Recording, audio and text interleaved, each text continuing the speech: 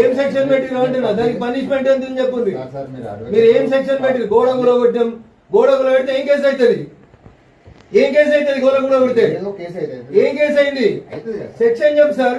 చెప్పినా సార్ 191, 329 ఏంది 191 అంటే 196 324 ఎవరిని కొట్టిరు? ఎవరిని కొట్టిరు సార్? 302 సార్. 302 ఏం చెప్పు?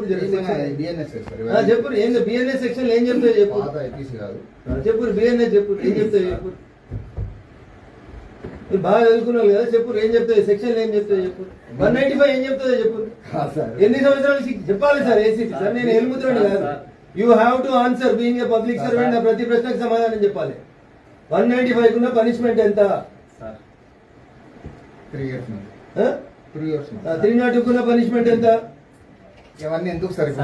కావాలంటున్నా నాకు బరాబర్ కావాలి. నాకు ఇప్పుడు 302 కున్న పనిష్మెంట్ ఎంత? 302కి ఎంత ఉంది పనిష్మెంట్ చెప్పు.